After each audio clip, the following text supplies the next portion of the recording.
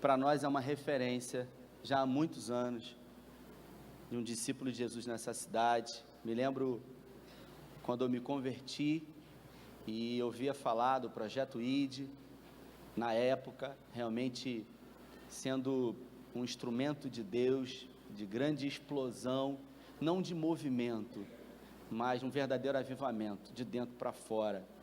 E o tempo passou e a gente teve a oportunidade de se conhecer, estreitar os laços. Hoje temos uma relação, e aí depois a gente acaba sabendo de coisas. A minha esposa Carla, né, o seu pai, pastor Osias, que foi pastor de Samuel na Metodista na época, que me contou muita história de Samuel, que não era fácil, graças a Deus, né? Dos meus pecados não me lembrarei mais. E eu e a minha esposa, nós estávamos há quase 10 anos com um desejo realmente de engravidar, e tivemos algum problema no caminho, não que a medicina descobrisse. Um dia mandei uma mensagem para ele, marquei um tempo de mesa e falei para ele, poxa, queria conversar. E aí ele contou a história, o testemunho, e eu falei para ele, a gente decidiu ir em busca de uma criança, de um sonho nosso. E ele falou, a primeira coisa é dar entrada no processo de habilitação. Assim a gente fez, e depois de habilitados eu entrei em contato com ele, e Samuel foi muito generoso conosco. Eu queria fazer menção a isso nessa noite,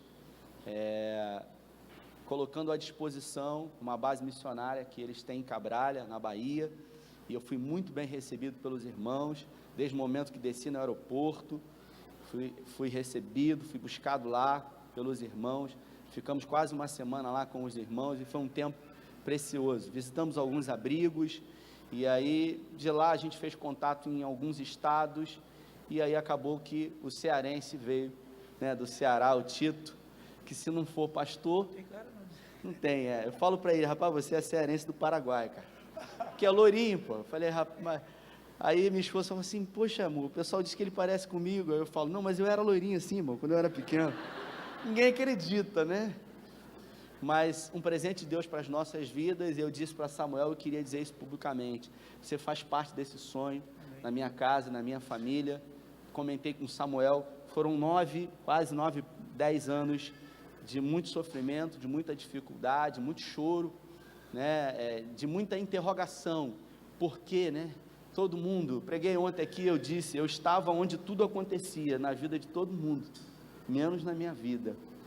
Foram 9 longos anos, e ontem o Tito fez 5 meses, em 5 meses, Deus não apagou, mas Deus fez com que as dores elas fossem esquecidas, em 5 meses, assim como Davi, que durante 9 anos ficou fugindo de Saul, só que depois que reinou durante 40 anos, foi só festa.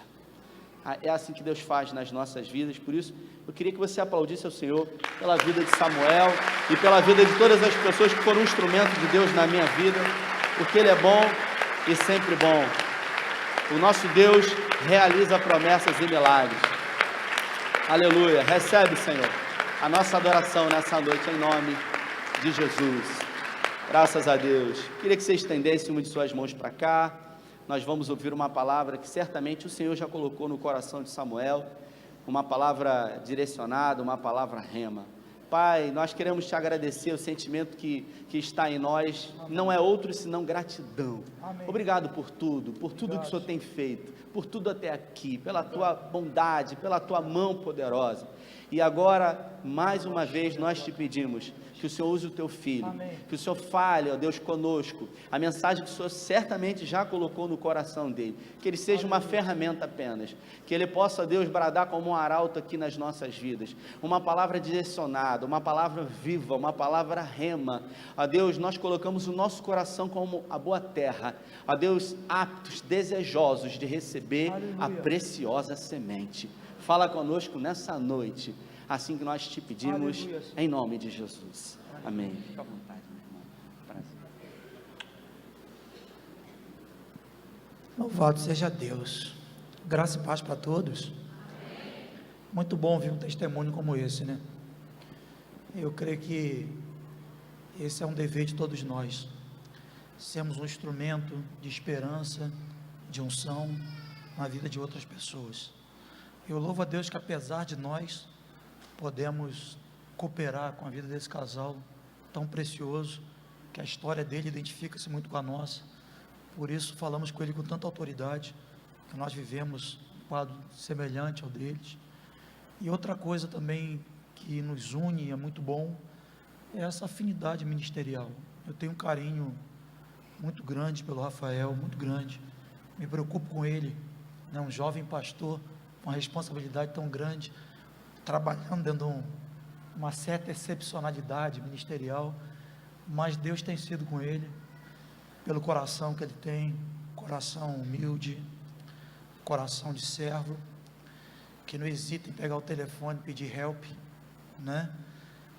Muitas coisas acontecem nos bastidores, que vocês não sabem, né? A gente chega aqui, muitas águas já rolaram, né? E para a glória de Deus, para a nossa edificação, louvado seja o nome do Senhor, que aquele que começou em nós uma boa obra, há de completar até aquele dia. Não tem circunstâncias nem adversários que podem frustrar os planos de Deus. Ele é Senhor, soberano e absoluto, em nome de Jesus, amém. Bom, queridos, é sempre uma honra poder estar com vocês, mas não só uma honra, mas também uma grande responsabilidade, compartilhar algo de Deus, e compartilhar algo de Deus num momento especial, porque é o aniversário, aponta para a mudança de ciclo. Normalmente aniversário tem essa relação, né? Aniversário aponta para a mudança de ciclo, para aquele renovo necessário no Espírito Santo, para aquele realinhamento espiritual. E o nosso desejo e a minha oração é que o Espírito Santo nos conduza nessa direção, desse renovo no Espírito Santo, desse realinhamento espiritual. É oportuno para o momento que estamos vivendo aqui hoje, que o Espírito Santo nos direcione nesse sentido, em nome de Jesus, amém? Eu tenho aplicado meu coração para entender o atual momento profético da igreja. Essa é uma busca, um dever de todo cristão, especialmente daqueles que presidem, daqueles que pastoreiam o rebanho. Mas eu tenho aplicado meu coração para entender esse momento profético, e especialmente nossa nação.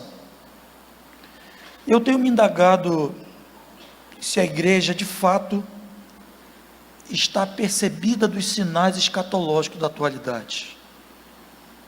Mesmo tempo que eu tenho orado a Deus, Senhor, o que está acontecendo?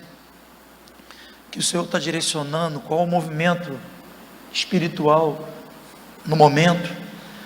Eu também tenho feito uma pergunta, se de fato a igreja está percebida desses sinais escatológicos. E outra pergunta, é até que ponto os valores do reino de Deus têm tido realmente uma supremacia em nossas vidas, principalmente no tempo presente. Em meio à efervescência na última campanha política, diga-se de passagem, misericórdia, mas diante aquele agito, aquela efervescência da campanha, muitas vozes, eu vi uma frase na rede social que me tocou, me chamou a atenção. A frase dizia o seguinte: em tempo de hashtag ele sim, hashtag ele não, só tenho algo a dizer, hashtag ele vem. Quando eu li aquele negócio, acendeu assim nos meus olhos. Eu comecei a refletir e vi que de fato tinha uma mensagem, tinha uma voz espiritual ali. Quantos estão convictos dessa verdade? Diz amém. Ele vem, tão certo como o ar que você respira agora, tão certo como uma manhã que se levanta, como diz a canção, o Senhor, Ele virá. Eu não só, tenho uma outra pergunta também baseada nessa afirmação da rede social. A outra pergunta é, uma vez que você responde para mim, diante de Deus, que você está convicta de que o Senhor virá, de fato Ele virá, Jesus, quando foi assunto aos céus, ele falou para aqueles que estavam olhando: só da mesma forma que vocês estão me vendo subir, um dia eu vou voltar. E ele diz: todo olho verá, e toda língua confessará que Jesus Cristo é Senhor, para a glória de Deus Pai. Então, a outra pergunta é a seguinte: quantos têm vivido de acordo com essa expectativa? Essa expectativa de que um dia o Rei dos Reis, o Senhor dos Senhores, virá nas nuvens com poder e glória. Quantos estão vivendo de acordo com essa expectativa, de acordo com essa revelação? Vamos quebrar um pouco o gelo. Está um pouquinho escurinho, está dando para ver todo mundo lá? Vamos quebrar um pouco o gelo. Vire para a pessoa que está próxima de você, ou ao teu lado. Faz assim com o seu dedinho e diz assim, ó, hashtag ele vem. Amém. Pode ficar à vontade. Quantos você alcançar, faz o dedinho, faz o hashtag no dedinho e diz, hashtag ele vem. E quando você descruzar os seus dedos, abre a tua Bíblia em Mateus capítulo 25.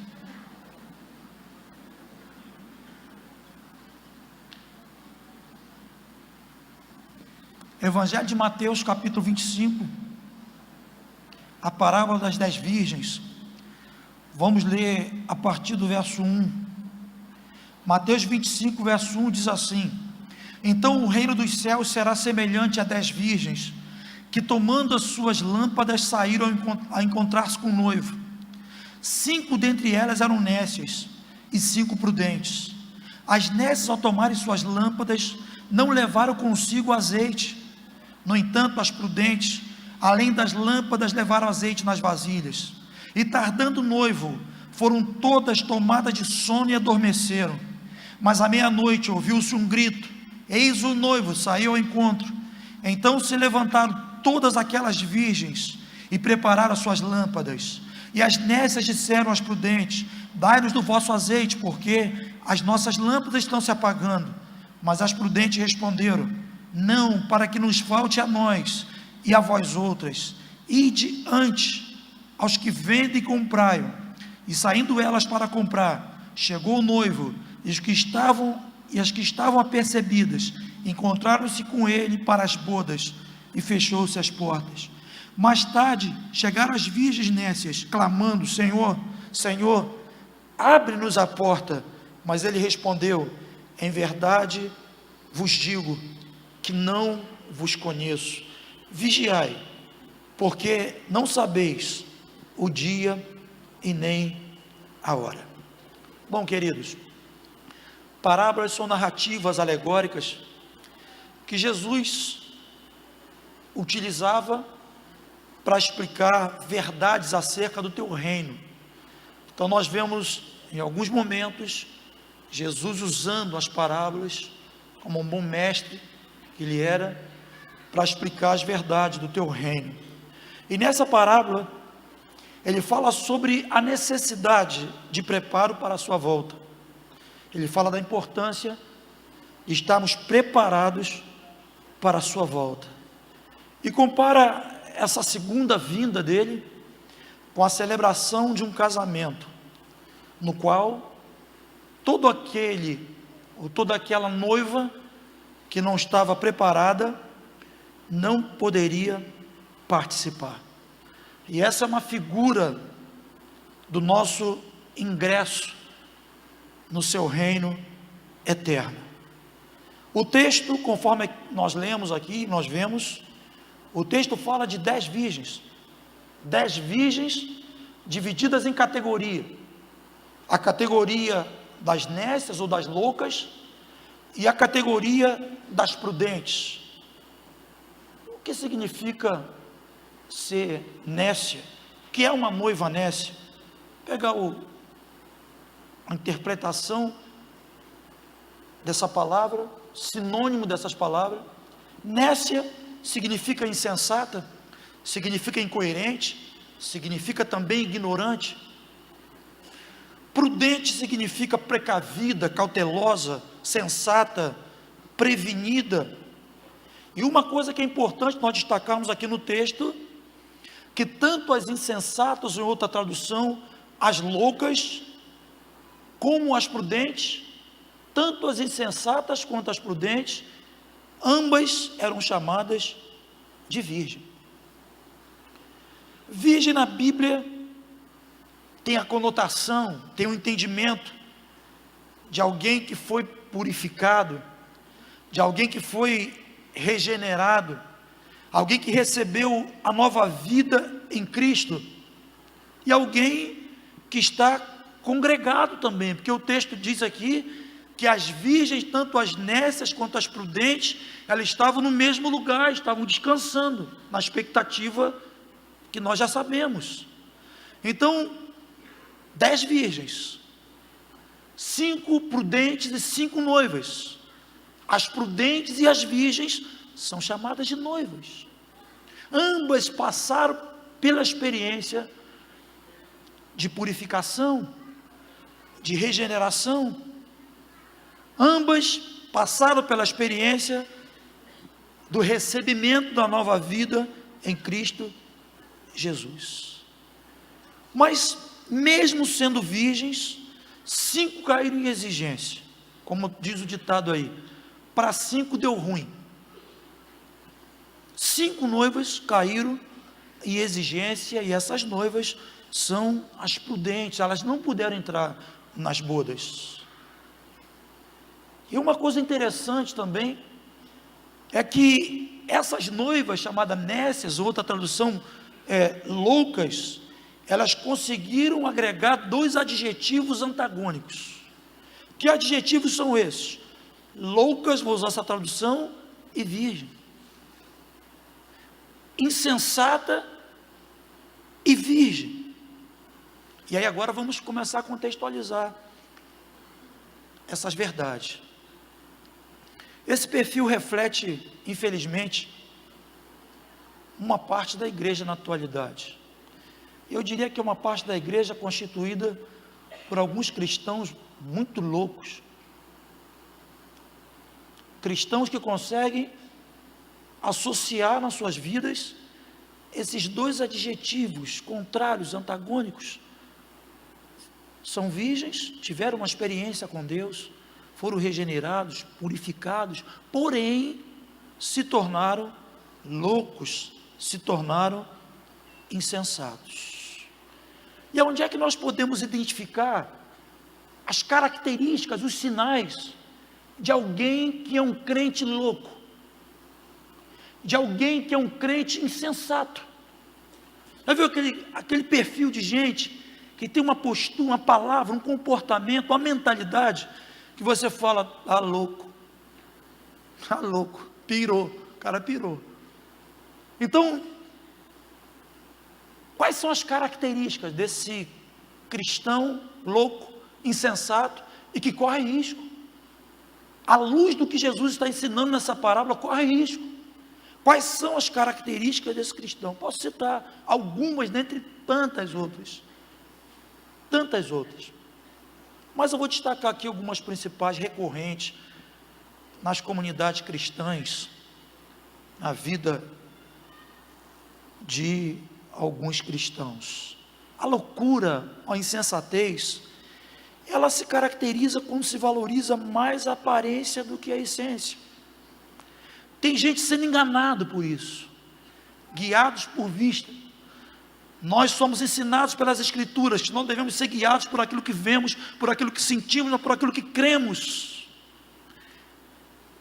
O Senhor, há um texto, um versículo conhecido de todos nós, a palavra diz que o Senhor, Ele não vê como vê um homem.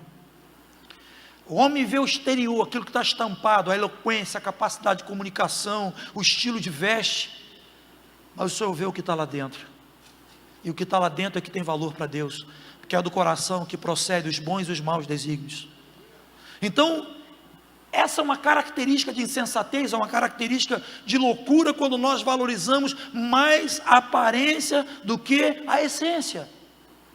E uma outra característica de loucura é o crente que comunga, é o crente que tem comunhão com os irmãos, porém está dividido, está em contenda, o texto áureo do Novo Testamento, que dá as instruções sobre a ceia.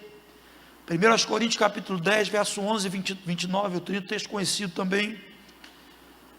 Paulo diz que quem come e bebe sem discernir o corpo, sem ter entendimento do que é a igreja, o corpo de Cristo, nós somos membros uns dos outros, nós somos família de Deus, todos os membros do corpo têm uma função extremamente importante,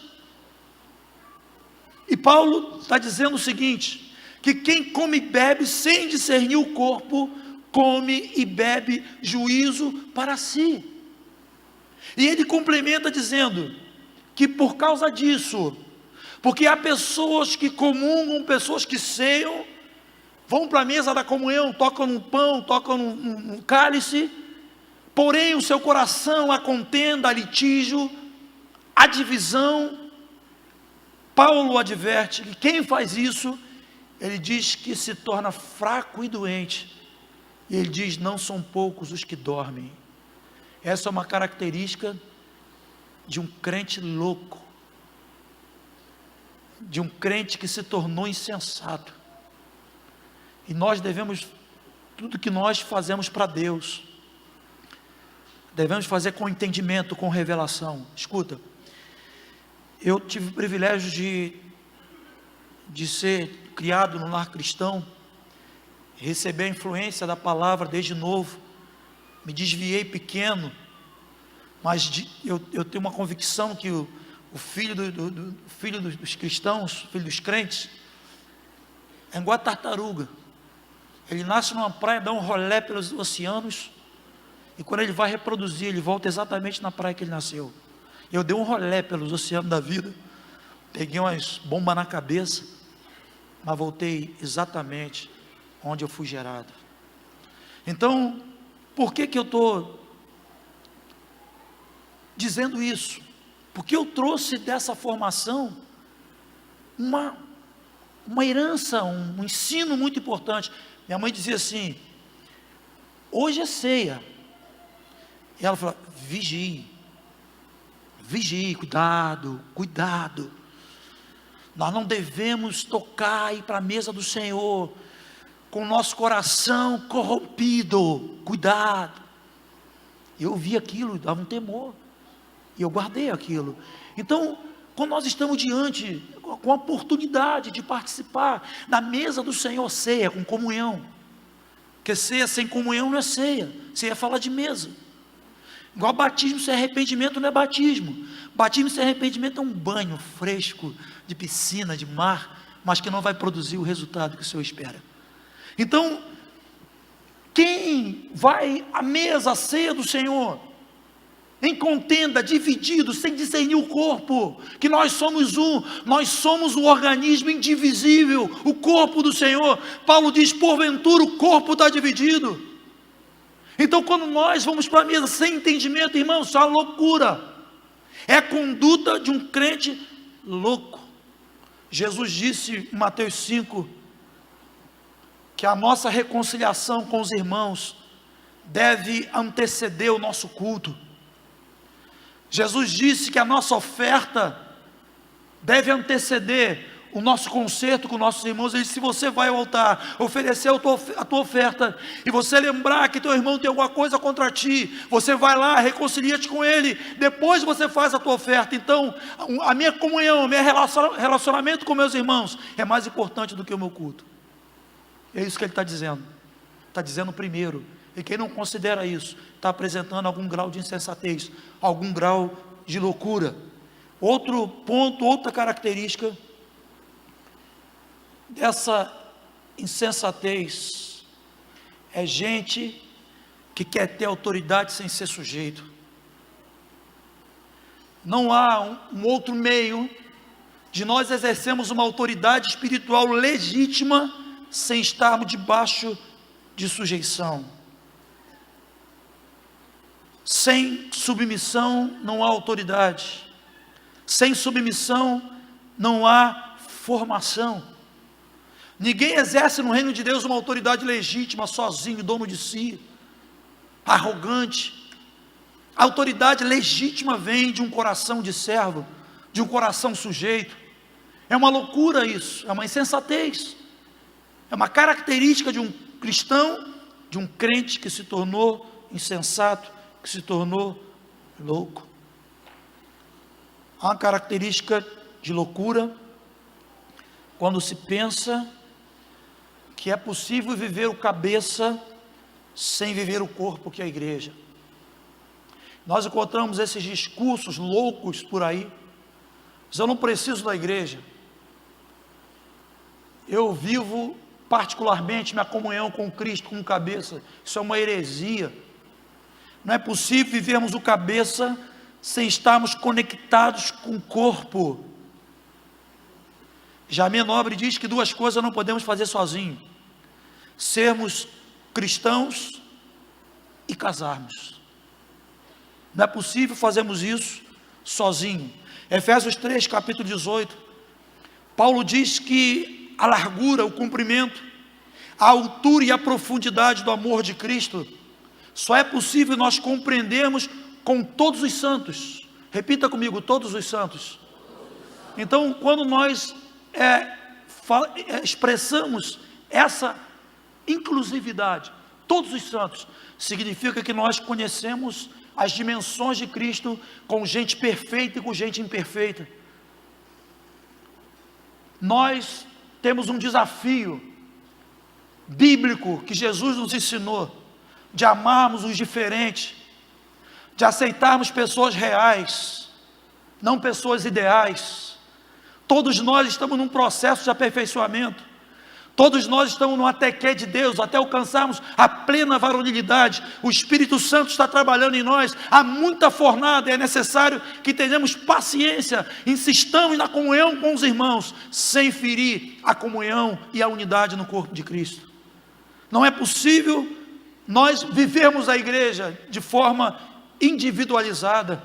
Nós fomos chamados individualmente, mas nós somos edificados coletivamente, no corpo. No corpo a vida flui, no corpo nós conhecemos mais de Cristo, no corpo somos admoestamos, tudo no corpo, porque dele, por meio dele e para ele são todas as coisas, a ele a glória eternamente, amém.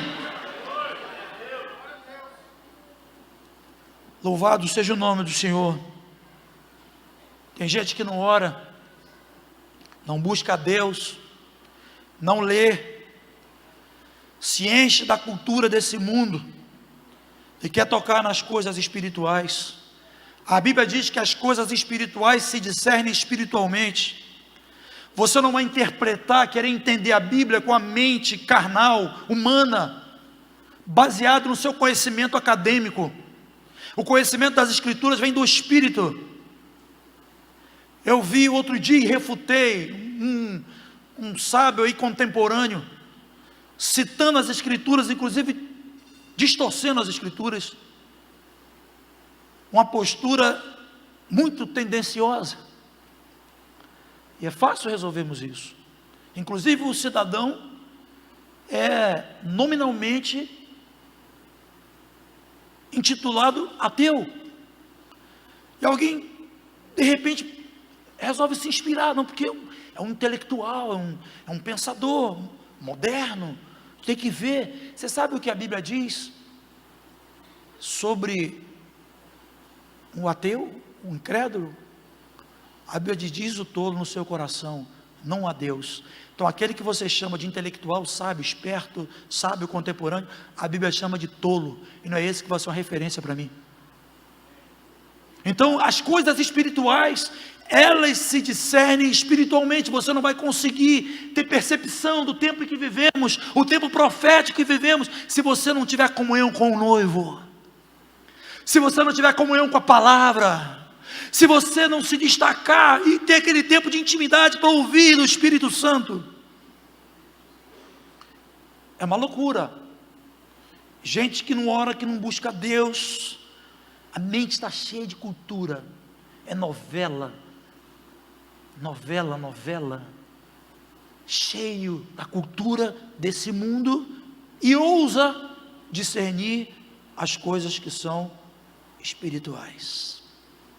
Por último, outro sintoma de loucura é pensar que é possível comungar com Deus e comungar com os irmãos sem confessar os seus pecados.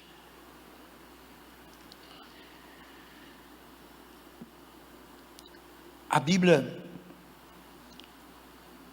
diz que, Provérbio 28:13, que aqueles que encobrem as suas transgressões jamais prosperarão, mas aquele que confessa e deixa alcança a misericórdia.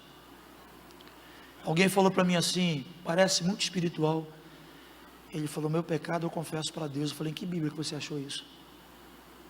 Texto fora do contexto é motivo para pretexto. Tiago 5,16 diz: confesse as vossas culpas uns aos outros, ore uns pelos outros para que sareis. Há enfermidade no meio da igreja que a imposição das mãos não vão curar. Há enfermidade no meio da igreja que campanhas não vão curar. O que vai curar é a confissão. A confissão é o exercício da humilhação, e aquele que se humilha o Senhor exalta, aquele que se exalta o Senhor abate. Confessa as culpas uns aos outros. Qual foi o raio da minha ofensa? Então, no raio da minha ofensa, eu preciso reparar isso. Quando 1 João fala sobre essa coisa do confessar pecado, do andar na luz, ele diz que Deus é fiel e justo para nos perdoar os pecados e nos purificar de toda injustiça. Deus não é só fiel, Ele é fiel mesmo. Ele é fiel, se você pede perdão, Ele te perdoa. Mas quando nós pedimos perdão a Deus, nós resolvemos de imediato o nosso problema da consciência, do nosso relacionamento com Ele. Quando nós nos pedimos perdão ao outro, nós resolvemos o problema da nossa culpa. Confesse as vossas culpas uns aos outros, ore uns pelos outros para que sareis. Então nós pecamos contra Deus muitas das vezes, pecamos contra as pessoas, pecamos contra grupo, e nós precisamos praticar esse princípio, porque a Bíblia diz que quando isso não é praticado, tem gente doente, e não há uma outra alternativa, uma outra proposta curativa que não seja através da confissão. Essas são algumas questões que identificam os cristãos muito loucos, os cristãos que não têm óleo suficiente, atitudes incoerentes, que cooperam com o esvaziamento do azeite. Não só cooperam com o esvaziamento do azeite, mas são atitudes que de alguma forma pode comprometer o nosso futuro eterno. O azeite aqui nessa parábola que nós vemos, esse azeite não tem relação com unção, esse azeite não tem relação com dons, não tem relação com poder.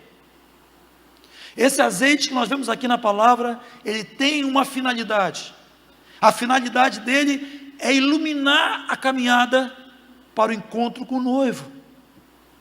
O objetivo desse azeite é iluminar o caminho para o encontro com o noivo, para a celebração das bodas. Essa é a finalidade desse azeite, luz. É um azeite que vai iluminar o caminho para o encontro com o noivo.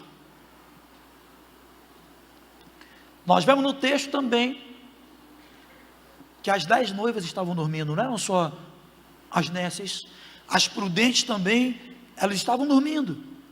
O texto diz que elas estavam cansadas, mas 5 delas estavam cansadas, estavam dormindo, mas estavam vivendo na perspectiva da vinda do noivo.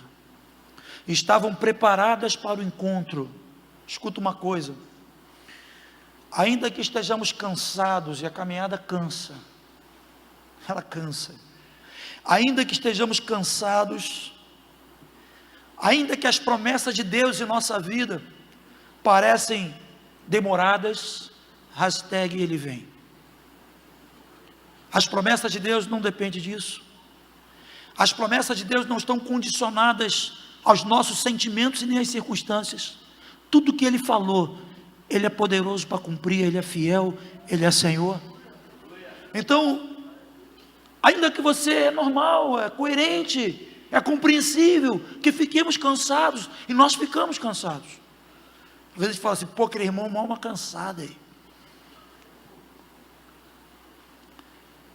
É possível que fiquemos cansados, porém, entretanto, jamais devemos perder a perspectiva de que o Senhor virá, de que um dia uma boda vai acontecer, uma boda, show, um dia vai rolar a festa, e é festa mesmo. Nós temos que viver com essa esperança, declarando o que está lá em Apocalipse capítulo 22, verso 17, o Espírito e a noiva dizem, vem.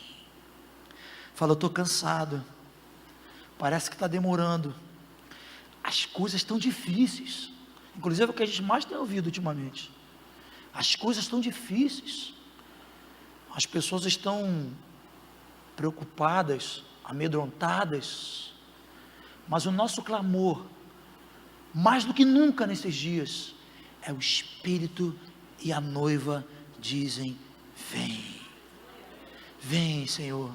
Você vai dormir cansado, a labuta, e você deita e fala, cansado, mas Ele virá. Como disse Jó, eu sei que meu Redentor vive, eu sei que Ele se levantará em meu favor. Nós temos que viver nessa perspectiva, viver o vislumbre desse dia, e se preparando para o momento. Nós estamos falando de noiva. Quantos noivos tem aqui?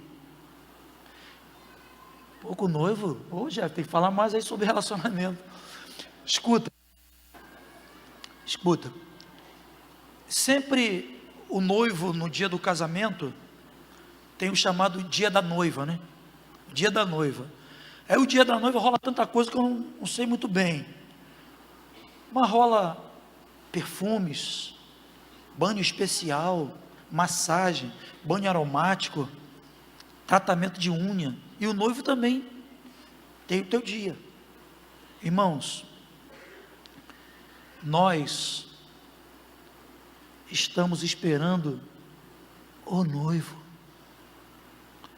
Se você vive com essa expectativa, se você vive com essa certeza de que um dia Jesus virá, e Ele virá, toma banho,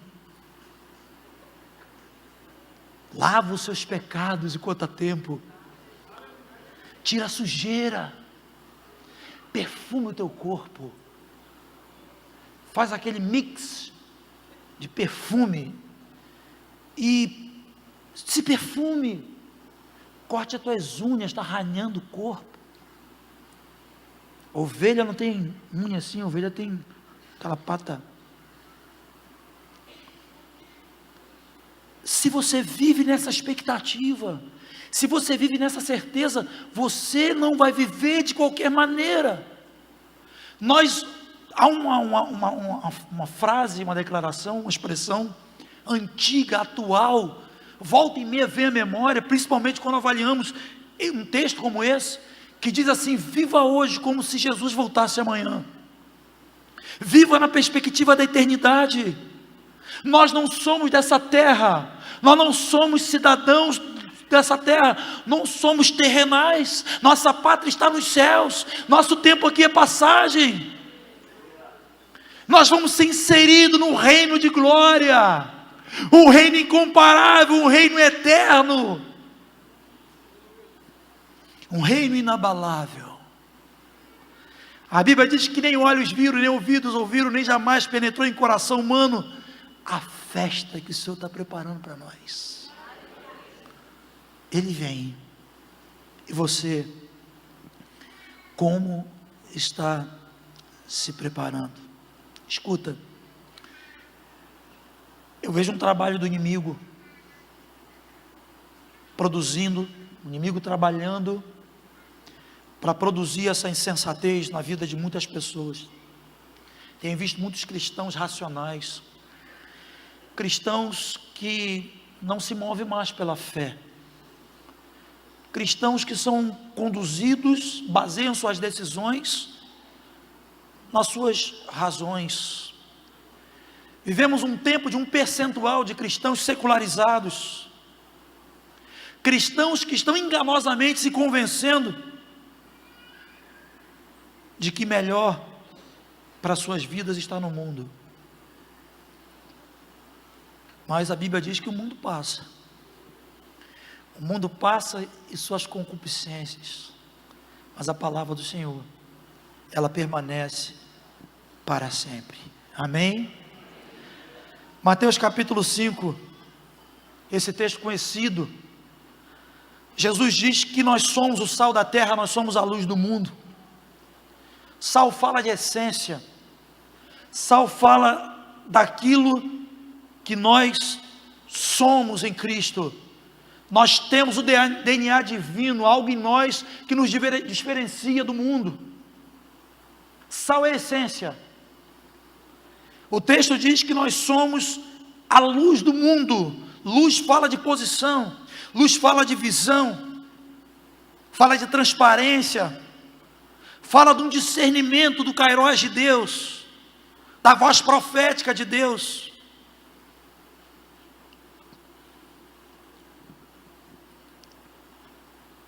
Irmãos, nós devemos ser coerentes com a essência que recebemos, devemos ser coerentes com a posição que Ele nos colocou. Precisamos ser luz nessa geração pervertida e corrupta, e a luz fala por si só. Uma vez, eu trabalhava numa instituição,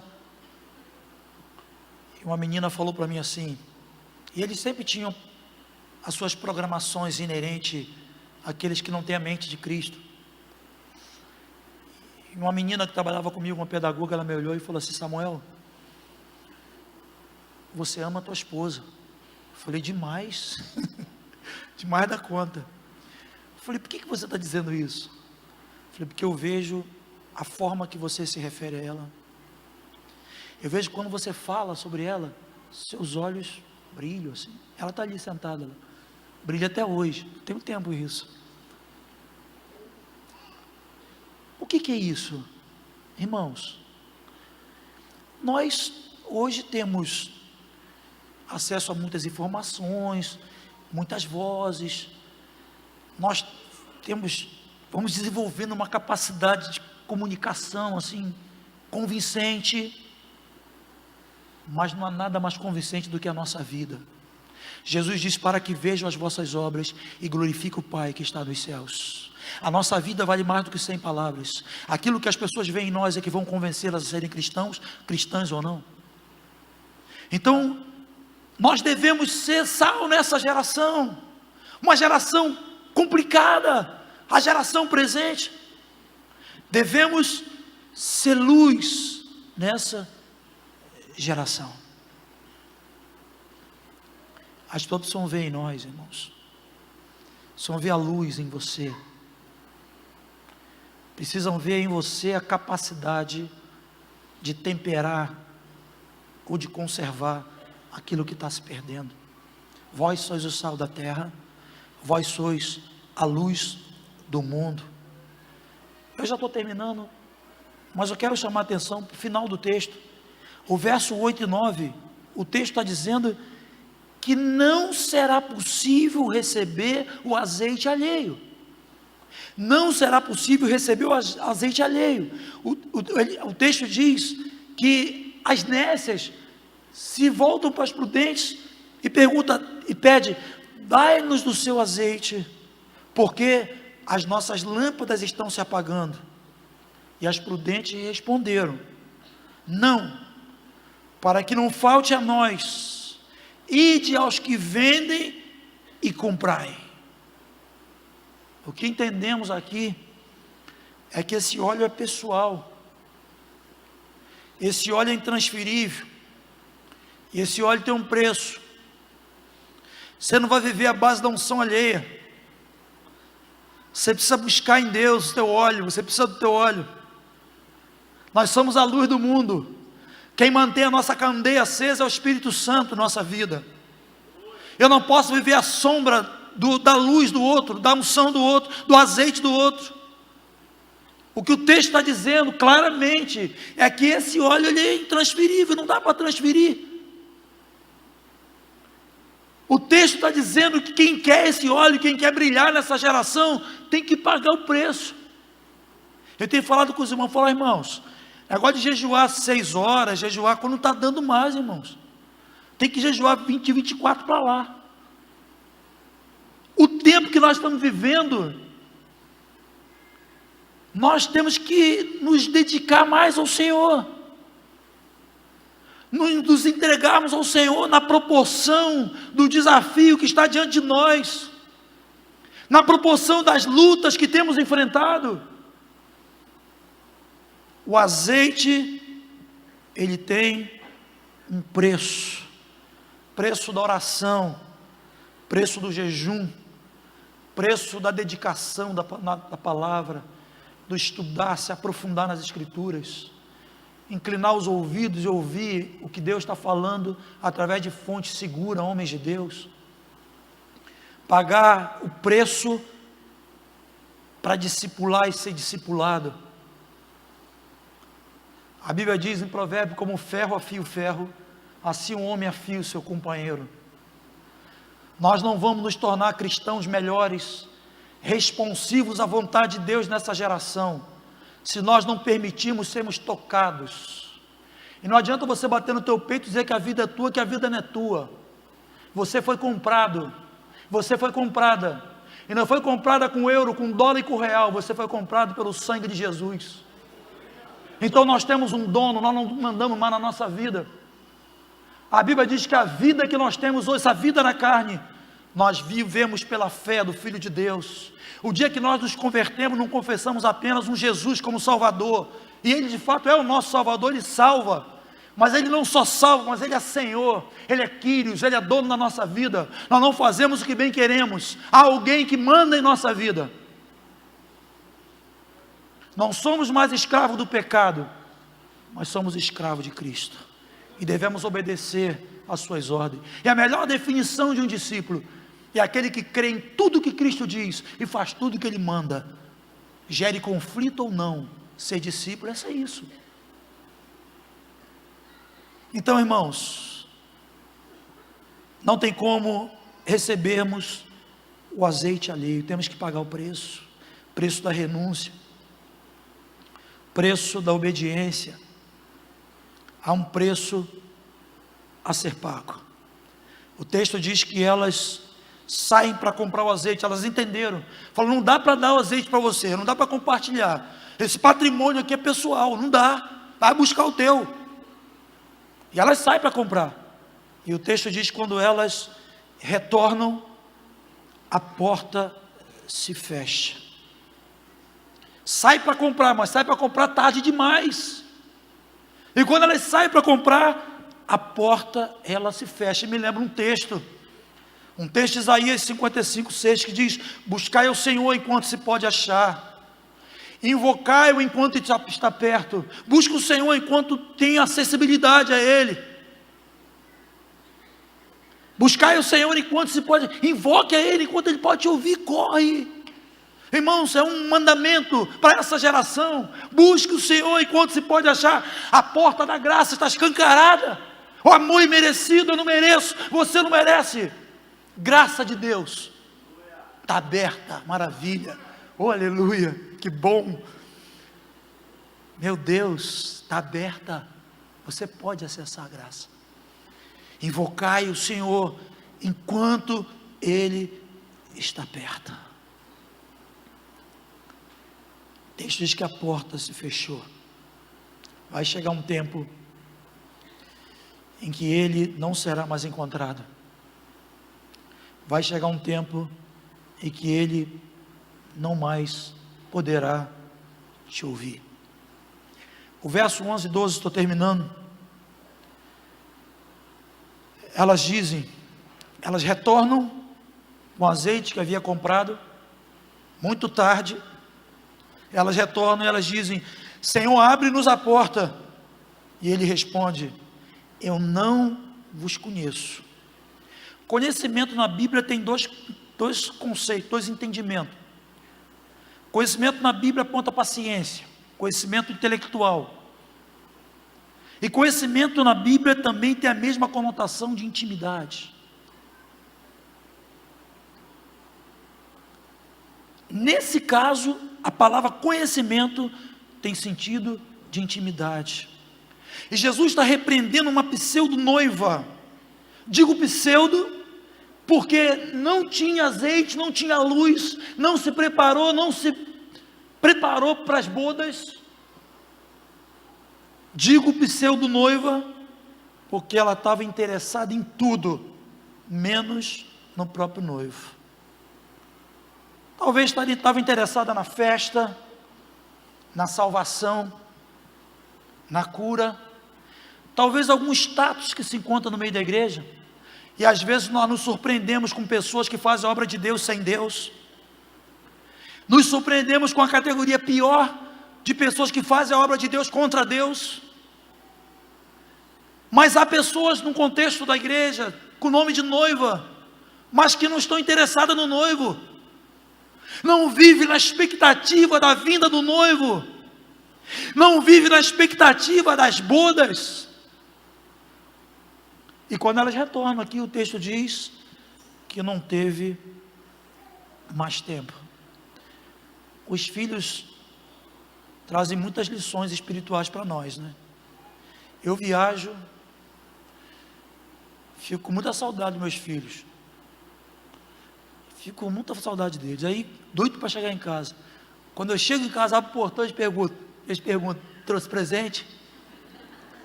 Aí eu já repreendi, que isso, presente é papai, você tem que se alegrar com o retorno do pai. Aí já adotaram outra tática, quando eu chego não pergunto, trouxe presente? Mas começa a abrir a bolsa, para ver se tem alguma coisa. Irmãos, espiritualmente tem muitas pessoas estabelecendo esse relacionamento com o noivo, estão interessados em suas dádivas, não na sua pessoa, estão olhando para suas mãos, mas não estão olhando para o seu coração. Há um percentual grande de cristãos consumidores, não ainda conceberam a mentalidade de cooperador, de discípulo. Então ele consome até onde satisfaz. Quando não estiver legal, ele mete o pé. Ah, não gostei mais da escolinha, não gostei do ar. Ah, não está muito. Procurar outra igreja. Mentalidade de consumidor. Mentalidade de alguém que não está vivendo uma vida na expectativa da chegada do noivo. O que me motiva é o noivo. Cansado, dormindo, mas com o coração cheio de expectativa de que um dia ele virá. E eu quero entrar por suas portas com ações de graças. Eu quero entrar com aquela alegria de que valeu a pena pagar o preço para manter o óleo. E não é aquela medida de óleo medíocre. É o óleo com reserva. Porque a caminhada é uma caminhada longa.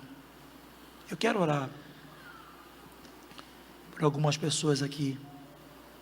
Eu sei que tem gente aqui nessa noite que tem negligenciado aquilo que é mais importante,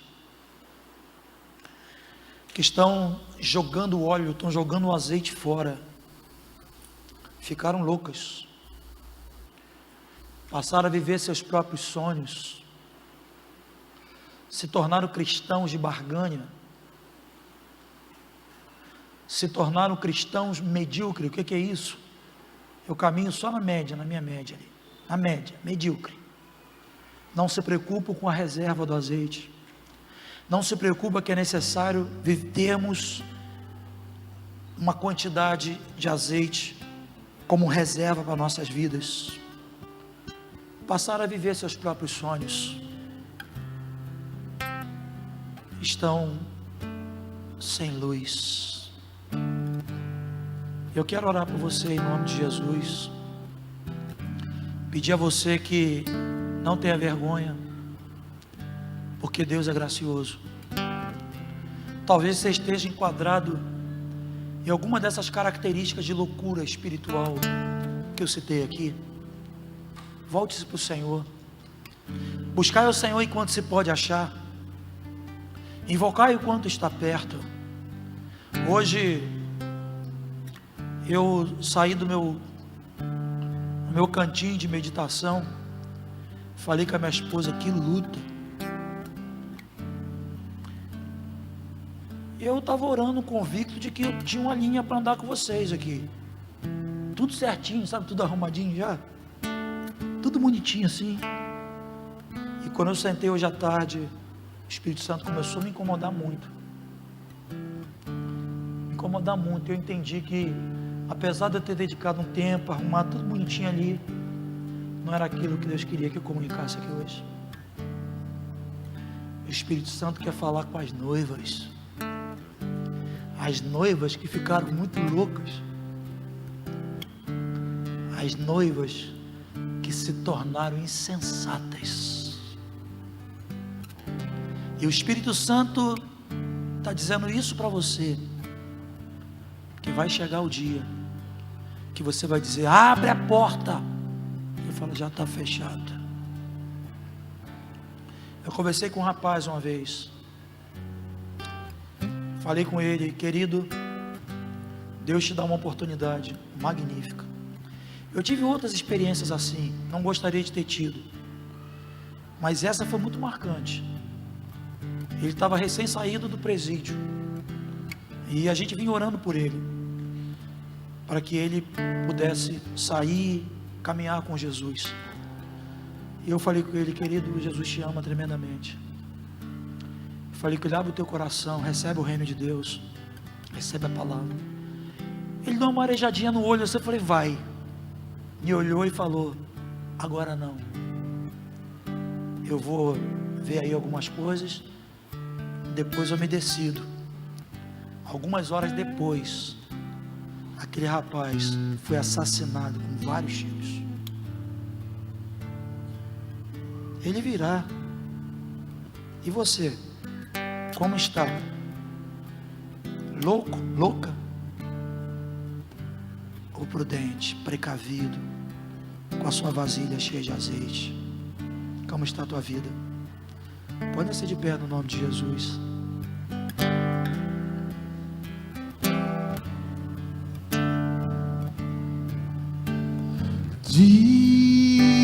Desperta, minha noiva,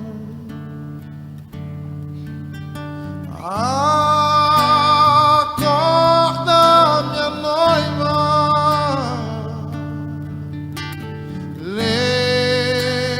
levanta, minha noiva, que eu te iluminarei. Desperta, desperta, minha noiva, acorda, minha noiva, acorda, minha noiva, levanta, levanta, minha noiva, que eu te iluminarei, que eu te iluminarei.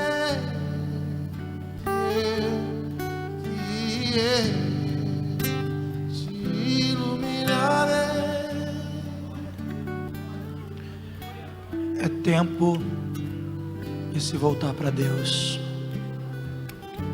antes que tua lâmpada se apague. Desperta, minha noiva, O Senhor quer acender tua luz. O Senhor quer renovar a tua vida. O Senhor quer que você viva na perspectiva de que um dia Ele virá.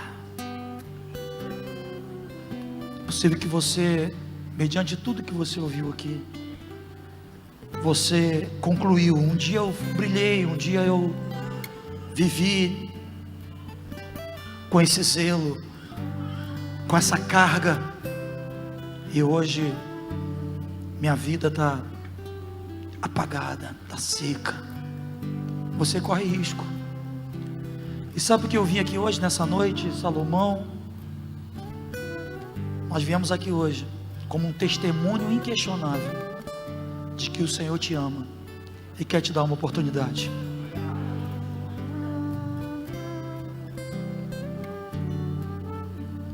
Tempo de buscar Deus.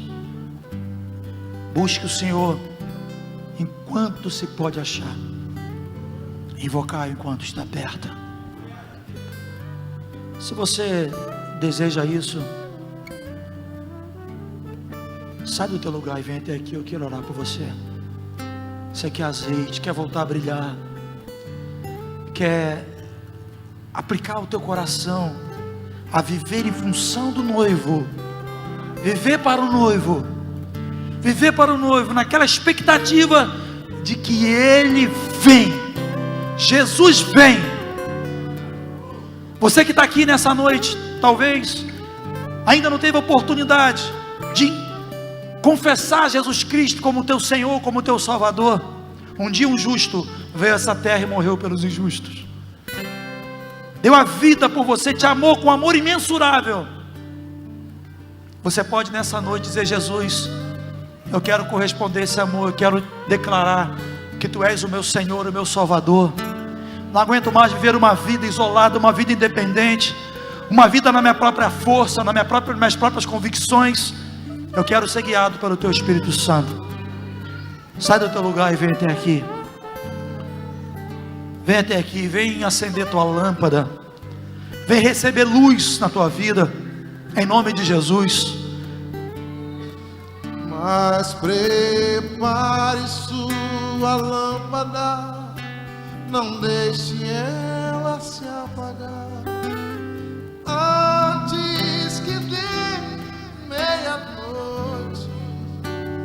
Prepare sua lâmpada, não deixe ela se apagar antes que dê a meia-noite, pois eu vou chamar por ti,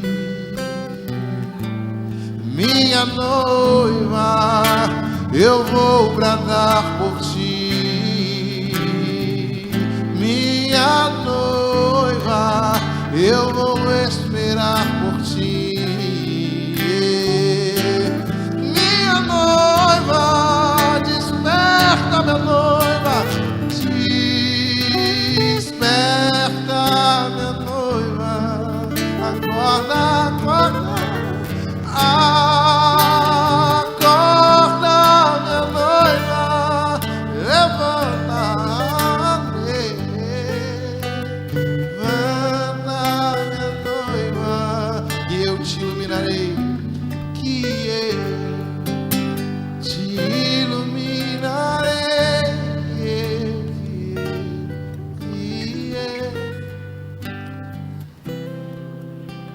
Levanta tuas mãos.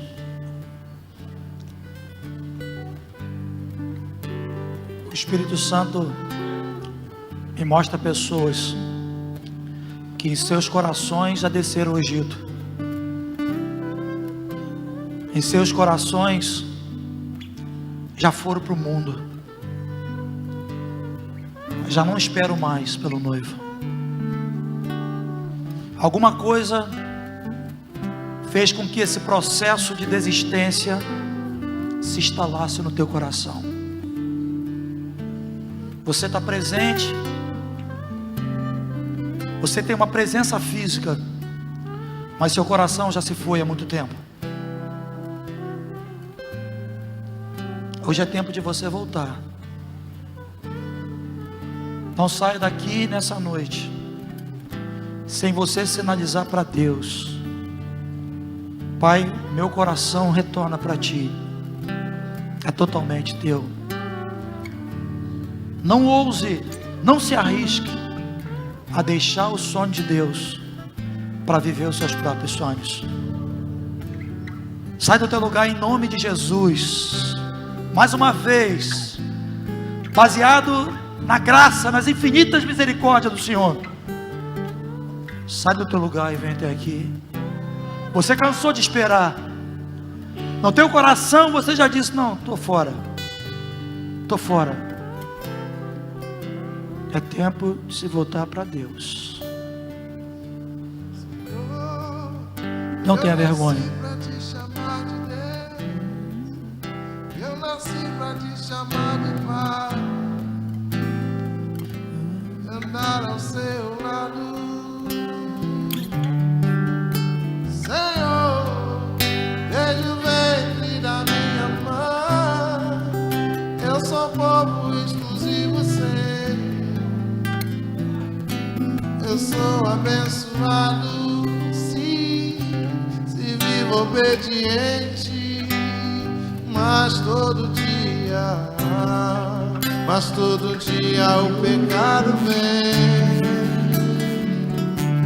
e me chama, todo dia as propostas vêm e me chama, todo dia vem as tentações que me tentam também, me chama, mas todo dia o pecado vem.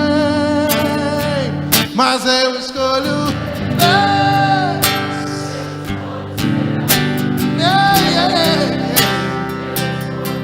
Todo dia já morri pra minha vida, agora eu vivo a vida de Deus. Mas eu escolho Deus.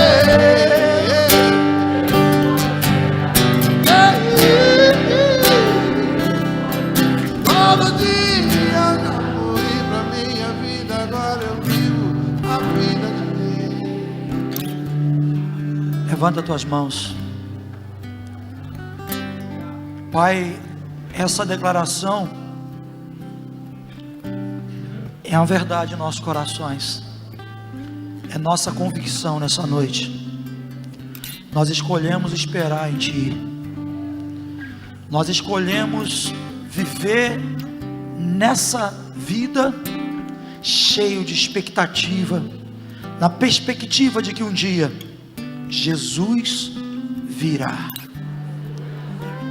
O que nós pedimos a Ti em nome de Jesus nessa hora é que o Espírito Santo abra os nossos olhos, que o Espírito Santo nos ajude, de maneira que possamos, enquanto esperamos, vivermos uma vida digna, uma vida prudente, uma vida, Senhor, que vai nos garantir a participação nas bodas do Cordeiro, a participação de que estaremos contigo eternamente, celebrando a Tua presença em nome de Jesus. Eu repreendo toda a mentalidade secularizada, mundanizada, toda a cultura de Babilônia, que tem, ó Deus, tirado o foco de Ti, que tem levado pessoas a relativizarem as Tuas verdades. Que o Senhor limpe e liberte nessa hora, que no nome de Jesus Cristo haja de fato toda uma expectativa, todo um olhar voltado para o Senhor, que cada um aqui, Senhor, mais do que nunca nesse tempo presente, possa aplicar o coração para pagar o preço pelo óleo, pagar o preço pelo azeite, Pai. Que haja luz, pessoas reflitam a Tua essência como sal da terra, em nome de Jesus. Toca pessoas que estão aqui na frente. Sei que há mais pessoas aqui entre nós, pessoas que estão presentes fisicamente, mas o coração já foi. Traga de volta, Senhor, traga de volta, traga a prática das primeiras obras, restaura vidas aqui, Senhor. Restaura em nome de Jesus. Que voltem a brilhar, que voltem a refletir a glória do Senhor. Seja assim, no nome de Jesus Cristo, para a tua honra, a tua glória, Senhor, para a exaltação do teu santo nome, em nome de Jesus, em nome de Jesus, amém. Quantos podem dizer amém? Quantos têm a certeza de que Ele virá? Declara comigo, Ele virá. Diz outra vez, Ele virá. Quantos podem aplaudir ao noivo, ao amado para nossas almas? Grande é o Senhor e muito digno de louvor. Na cidade do nosso Deus, seu santo monte, a alegria de